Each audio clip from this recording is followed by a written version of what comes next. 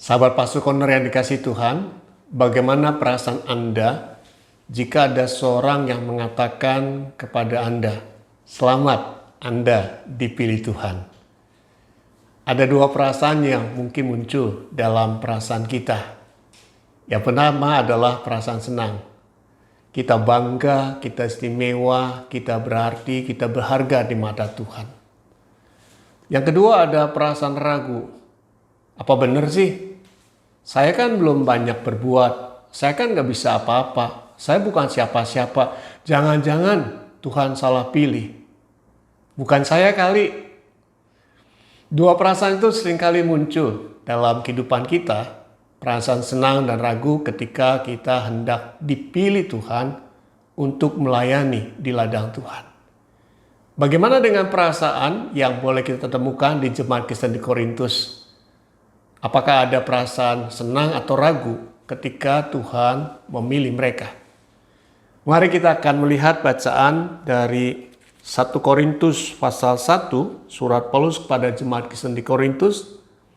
1 Korintus pasal 1 ayat 27 sampai 29. 1 Korintus 1 ayat 27 sampai 29. Tetapi apa yang bodoh bagi dunia dipilih Allah untuk memalukan orang-orang yang berhikmat, dan apa yang lemah bagi dunia dipilih Allah untuk memalukan apa yang kuat. Dan apa yang tidak terpandang dan yang hina bagi dunia dipilih Allah, bahkan apa yang tidak berarti dipilih Allah untuk meniadakan apa yang berarti. Supaya jangan ada seorang manusia pun yang memegahkan diri di hadapan Allah. Ayat Alkitab ini memperlihatkan kepada kita bahwa banyak orang-orang Kristen di Korintus yang senang melayani Tuhan. Betapa senangnya sehingga mereka menjadi posesif terhadap pelayanan itu. Dan ketika menjadi posesif terhadap pelayanan itu, akibatnya tidak ada regenerasi di dalam pelayanan itu. Dan yang muncul lain adalah mereka justru memegahkan diri. Kalau bukan karena aku, pelayanan tidak akan lancar. Kalau tidak ada aku, maka pelayanan tidak berfungsi. Karena ada aku, maka semua berjalan dengan baik. Karena itu di sini Paulus mencoba mengingatkan, menyadarkan, bahkan menasihati jemaat Kristen di Korintus. Bahwa yang diutamakan oleh Tuhan adalah bukan mereka yang bangga dengan apa yang mereka miliki, sehingga mereka memegahkan diri, tetapi justru dikatakan bahwa yang dipilih Allah adalah yang bodoh, yang hina, yang tidak terpandang, yang tidak berarti, yang tidak populer.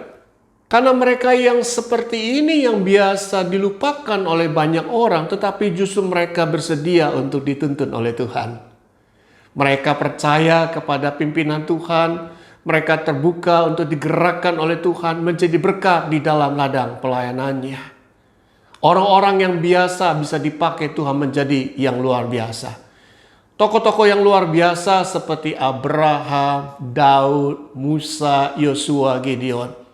Dia dipakai menjadi luar biasa oleh Tuhan. Tuhan tidak hanya mencari orang-orang yang kuat dan pandai saja, tetapi juga Tuhan merindukan, mencari, hendak memilih orang-orang yang biasa untuk bisa bekerja di ladang pelayanan Tuhan. Sahabat-sahabat Pastor Corner yang dikasihi Tuhan, hari ini, saat ini kita berada di ruang kerja multimedia GKI Puri Indah. Di ruangan ini kita melihat bahwa dari ruang multimedia ini, maka materi ibadah minggu, materi khotbah, semua kaitannya dengan ibadah, baik online maupun onsite, dipersiapkan, digarap, dimatangkan, dan disiarkan secara online. Yang tujuannya adalah untuk menjangkau banyak orang Kristen, jemaat GKI Puri Indah dan juga jemaat yang lain untuk bisa mengalami perjumpaan dengan Tuhan, diberkati oleh firman-Nya.